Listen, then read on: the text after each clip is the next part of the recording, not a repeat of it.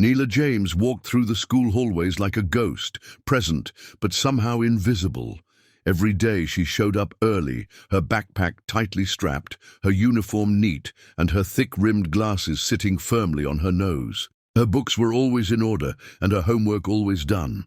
At just 13, she had a reading level far beyond her grade, often carrying novels with titles even some teachers hadn't read. But none of that seemed to matter to the kids around. Her at Jefferson Middle School, being smart wasn't always a good thing, especially not for someone like Nyla. She was one of the only black girls in her honors classes. Some kids mocked her voice for being too proper, said she acted white, or laughed at her for sitting alone during lunch. It didn't help that she rarely responded. Nyla had mastered the art of staying quiet, of shrinking herself down to avoid attention. Her silence made her a target. It wasn't that she couldn't speak. She simply chose her words carefully, but to the others, her quiet confidence was mistaken for weakness. The bullying started subtly at first. Eye rolls, whispers, stolen pencils. Then came the name-calling. In the hallway, the shoulder bumps in between classes. Teachers were too distracted to notice, and Nyla refused to tell, until the day they decided to take it further. It was a Wednesday. Lunchtime had just ended, and most students were still outside enjoying the last of recess. Nyla had opted, like always, to head to the library, a place that felt more like home than the classroom ever had. Her arms were full of books and a new poetry draft she'd been working on all week. As she turned the corner toward the East Wing stairwell, 3 kids appeared like shadows out of nowhere. Jared, the biggest one, tall for his age, always grinning like trouble, blocked her a path. "Where you off to, Nyla the genius?" he mocked. Beside him stood Marcy, who rolled her eyes. "Probably off to write another love poem to a dictionary." The third kid, Darnell, gave a fake laugh and stepped behind her. "What's in the bag, Professor?" Nyla didn't break stride. She tried to walk past, but Jared stepped forward, suddenly, and grabbed the collar of her shirt, yanking her back so hard that her books flew from her hands and scattered across the hallway floor. Her poetry pages fluttered like broken wings. Nyla froze. Darnell laughed nervously, not expecting. The force of the grab. "Yo, Jared, chill!" But Nyla didn't scream, she didn't cry. She didn't even look afraid. Instead, she slowly bent down and picked up a single folded paper that had slid to the edge of the lockers. She rose, turned calmly toward the girl who had just laughed at her, and held it out.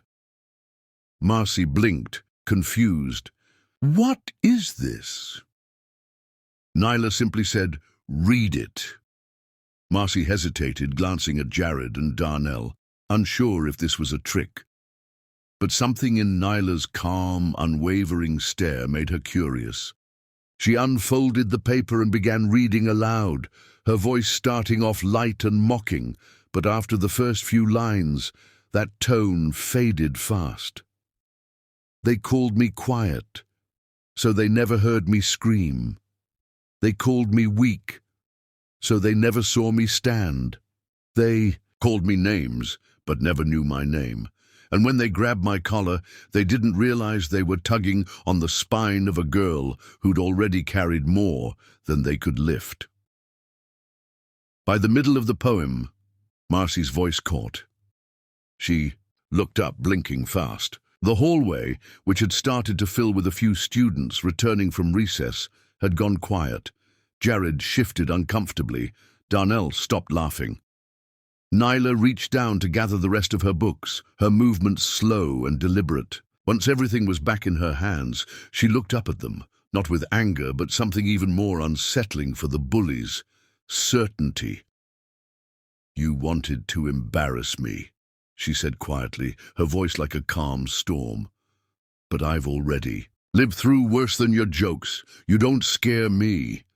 A teacher turned the corner just as the last words left her mouth.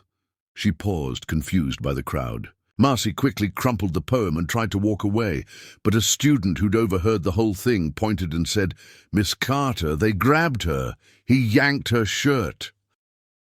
In a flash, everything turned. The teacher separated them, asking questions, gathering witnesses. Several students spoke up, not just because they liked Nyla, but because what they'd seen shook them. She hadn't fought back. She hadn't even raised her voice. But somehow, she'd taken all the power from the bullies. Later that day, the principal's office buzzed with calls to parents. Jared received an immediate suspension for physical aggression. Marcy and Darnell were put on probation and assigned a week of community service. But Nyla, she was called to the front office, not for punishment, but with a surprising announcement. Her poem had been submitted by her English teacher to a statewide student competition. Not only had she won first place, she was invited to read it in front of the State Board of Education and dozens of community leaders. A week later, Nyla stood on a small stage in a polished auditorium, wearing a pressed school uniform and a calm expression. Rows of adults, legislators, educators, and parents watched as she unfolded the same piece of paper and read those exact lines. The silence that followed her last word wasn't empty. It was full of recognition, full of respect. Then the applause came, and this time it didn't come from pity, it came from awe. The girl who walked hallways quietly had spoken loud enough for a whole state to hear.